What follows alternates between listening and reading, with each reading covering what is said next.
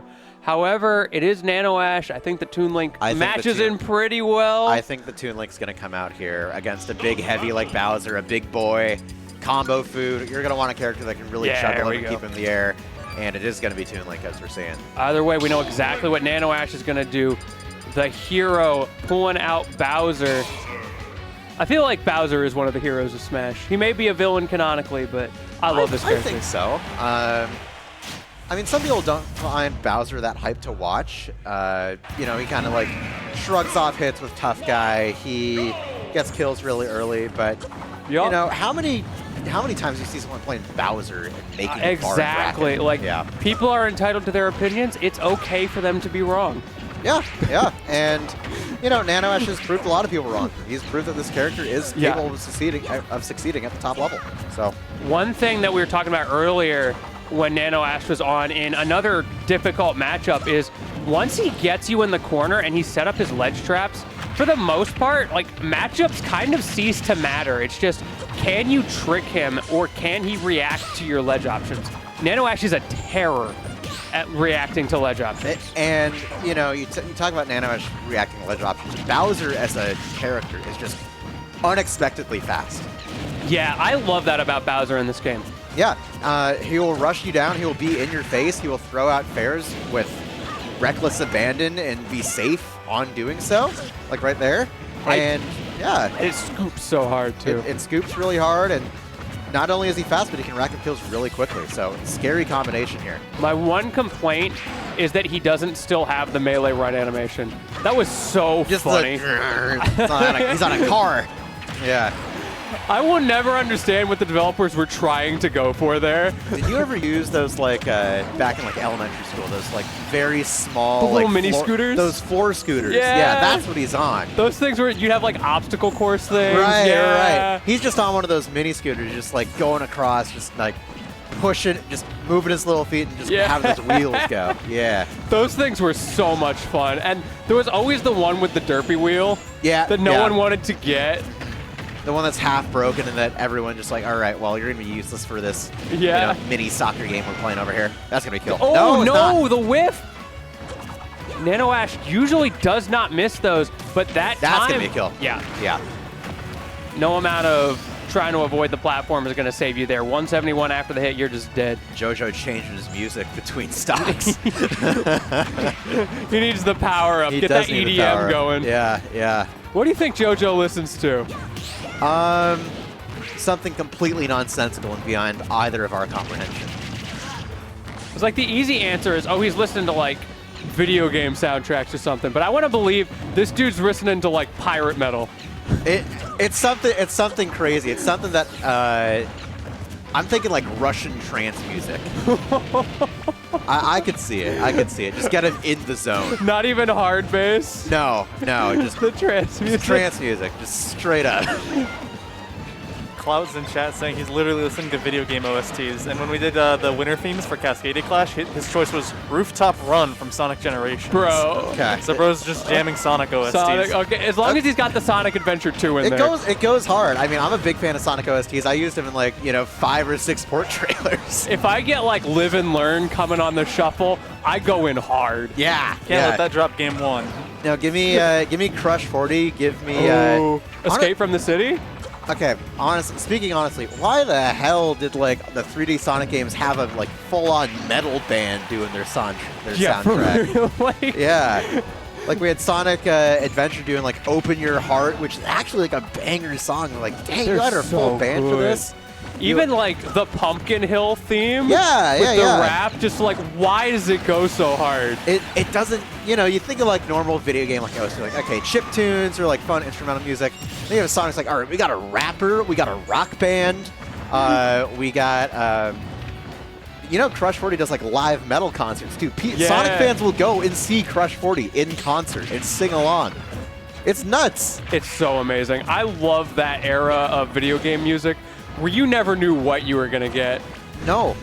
And honestly, like, I would still go see, if Crush 40 was touring, I would go see him. Oh, yeah, I'd go with you. Yeah, just to relive that era of my childhood. I'm still a big Sonic fan.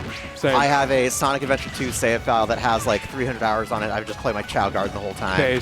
Chow Garden was so unreasonably fun. Bring it back. Exactly. Bring it back. I've been asking for 20 years. Bring back the Chow Garden, please. Like, it shouldn't go so hard, but it does. It's the easiest thing to sell as a mobile game. Right. Yeah. Print money.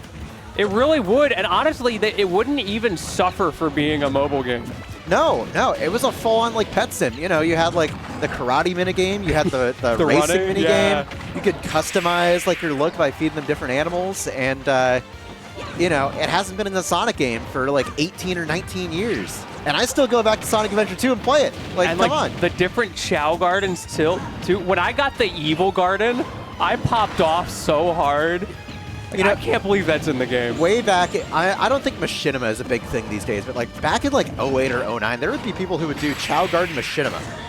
And I would watch the hell out of that. Like I would come home from school and like come home from 5th or 6th grade, I'd turn on like Chow Garden machinima, 3 episodes, and just it's like someone just in their room doing voiceovers. I'm like, this is great. This is the peak of entertainment. You watch Smash Tasm? Yeah, I love Smash. Yeah. Well, as we've been talking about this, we've come down to a pretty stressful last hit situation in game. JoJo almost got the dub earlier on, but we've started to see why Bowser is just such a menace at these high percents, almost getting it off of a side B earlier, and just so much rage, so much pressure in the corner.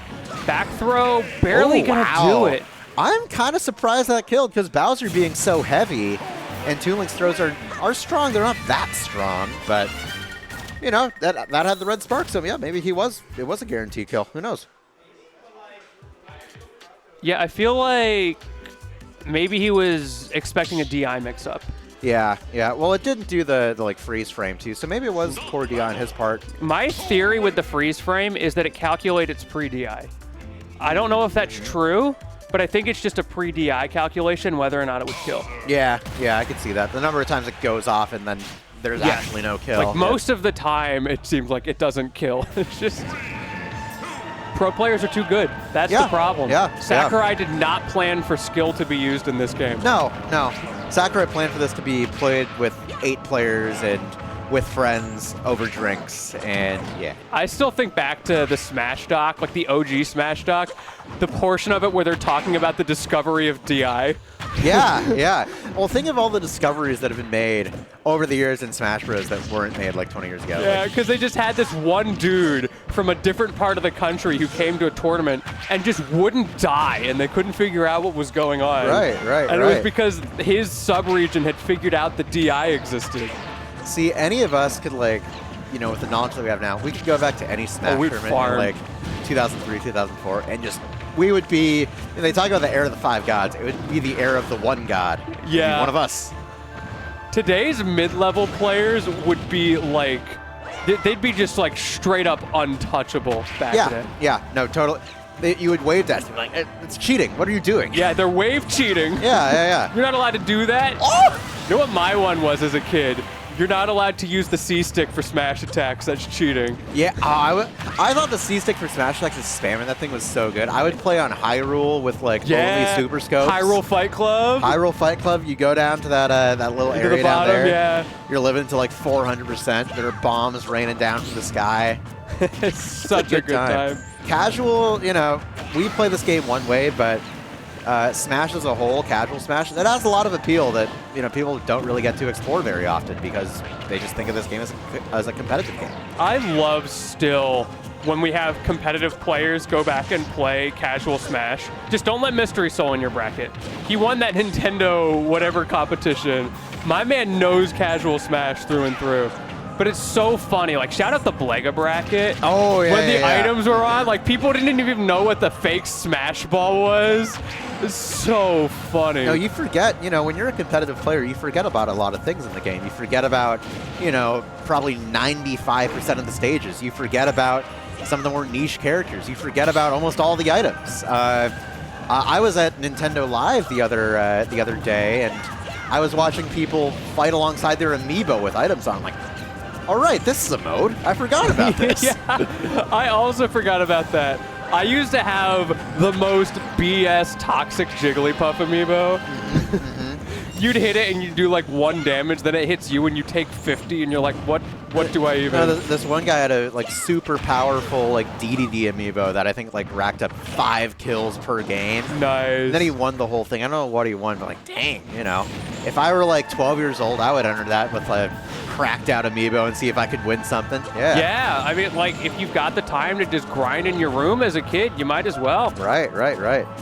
And even like Summit has done that stuff. Shout out Alpha Rad Bracket with the hard DK. Yeah, there was some of these majors too have done like on-demand side brackets that are, you know, we had the Alpha Rad's casual invitational. Oh gosh, there was like, you know, there's I know there's been some like, local brackets around here that have done casual stuff with items on. You know, casual Smash I think is a great way to get only to, you know, to have fun with the game, but also get people involved who don't really play Smash introduced to the competitive scene. Yeah, I mean, it's a great segue. Like, hey, while you're here, why don't you see what this like try-hard sweaty stuff's about? Exactly, and you know, you can expect to see some casual brackets too at an upcoming major. Oh, that's gonna kill. Yeah. Oh, that was nice. Yeah, dragged him right off stage with the 2. It's a best of 5, isn't it? They're shaking hands. Top 4. Top 4. Yeah, okay. This is P&W. We learned a long time ago you can't best of 5 all of top 8. Ah, good. You're good. Well, that, you know, we were talking about casual brackets. That that allows me to get into a nice segue. Yeah, you know, next week we're gonna have essentially a side bracket announcement week for Port Party. We're gonna have a couple of, or essentially we're gonna have 4 side brackets that we're gonna announce next week that are on demand, that are small, that are capped, that are geared towards, you know, players that are not as competitive as, you know, the core scene. We're gonna have, well, I mean, how many people are watching the stream? There's no point in me saying 15. Yeah, whatever. So we're gonna have 4 brackets that are coming out next week. These will be announced to the general public next week, but I'll preview them here. Ooh, see, this is what you get for watching STP. Exactly.